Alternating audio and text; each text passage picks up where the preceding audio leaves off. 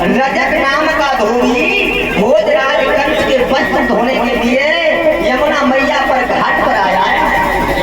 नशा में चकनाचूर है, मदरा पान किया है, एकदम भगवान कन्हैया बोले भैया धोबी ये पोटली में क्या है? ये राजा साहब के वस्त्र है महाराज। हमें लगता है कि आपने कुछ नशा किया है। हाँ सवेरे महाराज थोड़ी पेप्सी दे दी वो पी लिया। भैया हाँ मैं एक बात कहें, बताओ। ये मेरे मामा कंस के वस्त्र है और आप तो शायद नहीं मालूम कि हम उनके भांजे हैं। और भैया अगर कृपा हो जाए तो ये एक दिन के लिए वस्त्र अपने हमें दे दो। तुम्हारी औकात है इन वस्त्रों को पहनने की? अरे क्यों अपनी झोपड़ियों में रहने वाले हो, इन वस्त्रों के भाव देख रहे हो?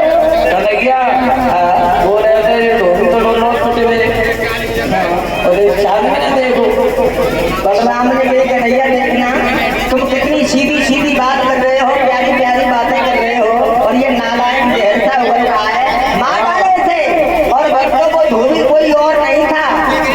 त्रेता युग में मैया सीता को दोबारा से वनवास हुआ इसी धोबी के कारण हुआ था।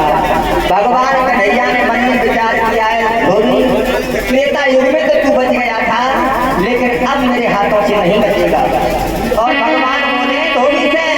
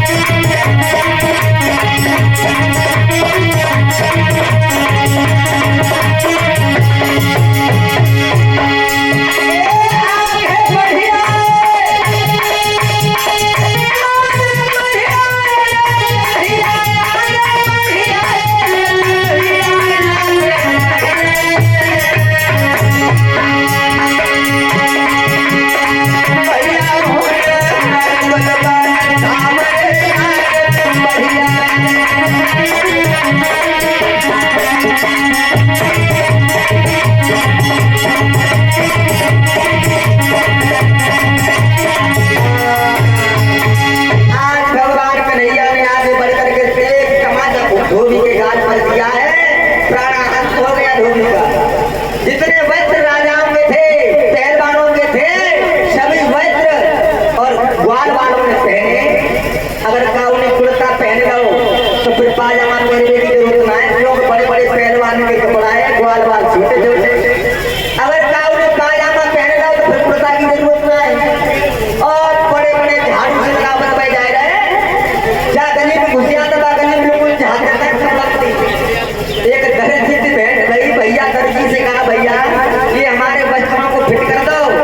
दर्जी ने बड़े प्रेम के साथ वस्त्र फिट किए हैं, सभी ग्वाल वाल उन वस्त्रों को पहन करके बहुत सुंदर लगने लगे।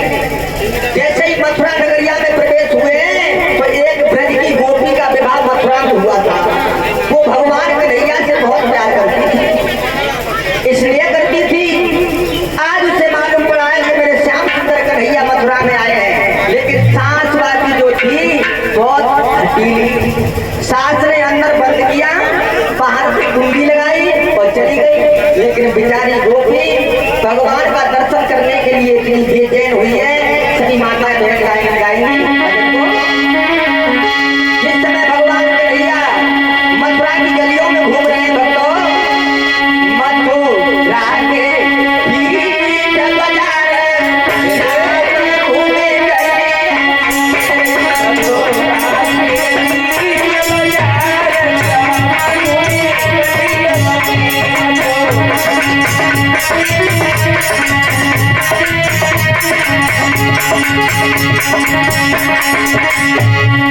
गली गली और घूमे घूमे बनवारी, गली गली और घूमे घूमे बनवारी, गली गली और घूमे घूमे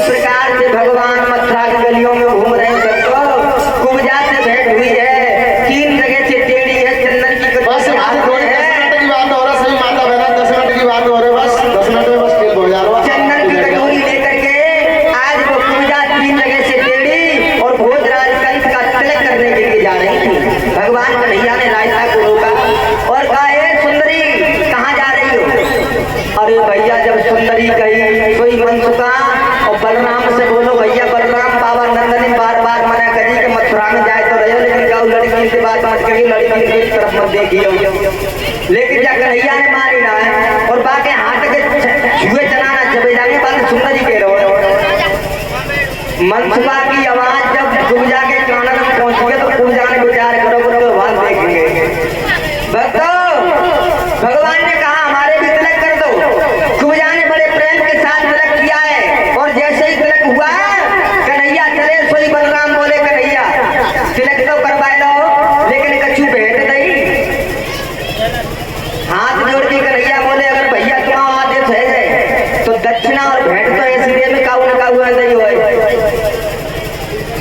बलराम को आदेश मिलो तो ही भगवान कन्हैया ने एक पैर पैर पर रखा, दूसरे हाथ से थोड़ी पर हाथ लगाया है और भगवान ने जैसे ही 3 झटका मारे और पूजा बिल्कुल चटका सी कर गई। बहुत सुंदर हुई गई, बहुत सुंदर, और इतना स्वरूप सुंदर हुआ है। सही वंश का भाग्य पहुंचा, बोला हाँ कहे तुम्हारा ब्याह हो, शादी हुई गई।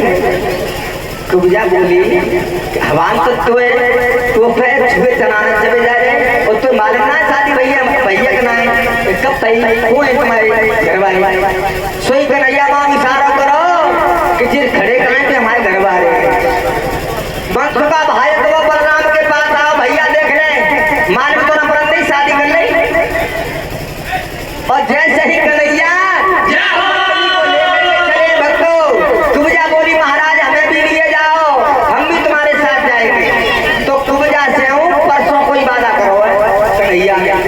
कि आज हम जा रहे हैं, कल यज्ञ देखने, परसों लौट के वृंदावन जाएंगे, तब तुमको साथ में लेकर के जाएंगे। भैया परसों का वायदा किया पूजा से, उधर भोजराज कंस को मालूम पड़ा है कि वो कन्हैया बलराम आ गए। पीलवान से कहा कि हाथी को इतना मदरा पान कराओ, नशा में चकनाचूर कर दो और हाथी के द्वारा कन्हैया बलराम को मरवा डालो। कुमरिया पीड़ हाथी है जो जरासंध महाराज ने और कंसराज को मंगनी में दिया था।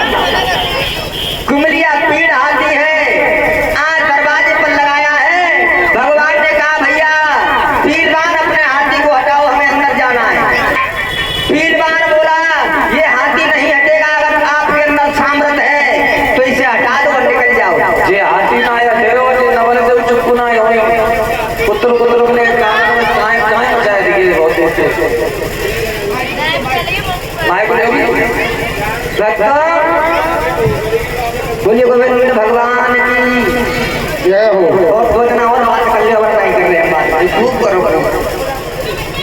जिस समय भगवान कन्हैया बलराम हाथी पर टूटे हैं, हाथी से घमासान युद्ध हुआ है, हाथी का प्राणांत किया है। हाथी के दोनों दांत उखाड़ करके एक दांत बलराम पर और एक दांत कन्हैया पर।